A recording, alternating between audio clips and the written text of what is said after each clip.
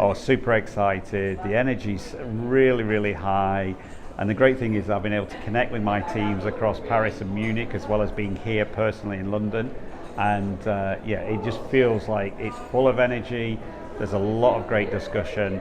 And it's great to see so many customers here learning off each other, as well as learning about what's new at HashiCorp.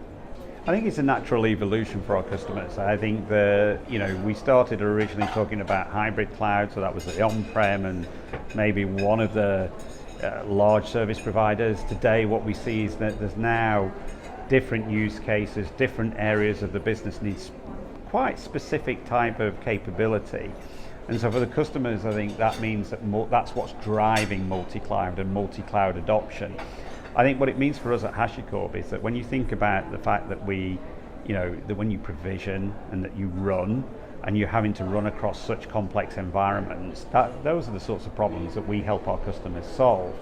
And really our job, as we see it, is to simplify that way of managing and securing those environments, but also how do you do that at scale in a way that means that it's simple and effective. And that's what we're finding with, particularly if you look at Vault and Terraform, and then understanding those services. That's where I think we're really, really starting to win customers' hearts and minds. So yeah, obviously you cover EMEA. Is there anything that's sort of focusing just on that region that you're seeing coming through in particular? I think one of the things that when we look at Europe particularly, cloud adoption is pretty strong across what I would say is the major markets. So that is, of course, UK. You look at Germany, France, Netherlands, the Nordics, but we are seeing a lot of growth in Spain and Italy. And then for me, what we're also seeing, and it's quite a dynamic situation, is that when you look at the Middle East, there is a huge investment going into both private cloud modernization, but also how are they adopting the clouds across the Middle East. And that's really quite interesting because their investment profile is very different to perhaps the traditional profiles of the larger European countries. Well, this is a fantastic subject for me. So I remember back in 2019 a report looking at the projection back then that was in Europe. There'd be a gap of about 1.3 million jobs in Europe alone around technology. That was way under the actual reality of the situation. There's about 2.5 million jobs available in technology that can't be filled. So it's clear we have a real skills gap. Part of that is the growth of cloud. Part of it is the fact that automation is a huge area that still needs to be advanced on. And I think what we do as an organization is we are helping our customers with that area of automation. The second thing I would say is that when you look at cloud adoption and what's going on within that, then there is a real role, I would say, for system integrators, both local and global system integrators, to really support and build the skills into their customer experience and how you move it forward.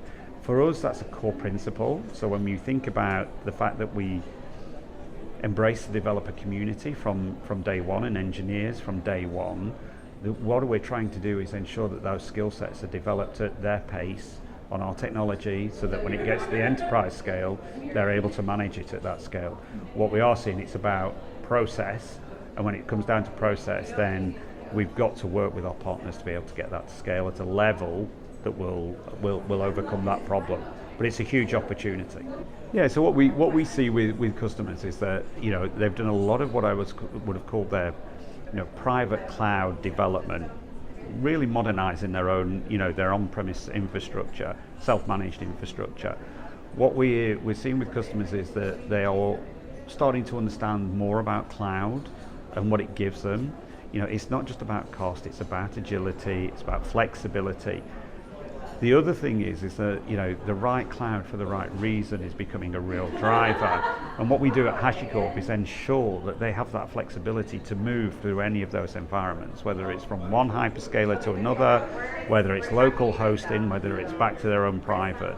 I think when you think about HashiCorp and the problem we solve, it is that ability to provision, to secure and run, but in a way that is automated, no matter what that cloud or infrastructure looks like.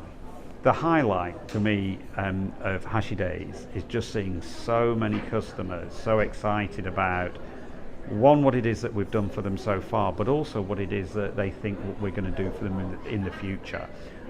The great thing about working for an innovative company is that pace of innovation is phenomenal. So I'm really, really excited to get on and deliver with some of what we've announced today, and to see how large this grows over the next 12 months. Excellent, cool.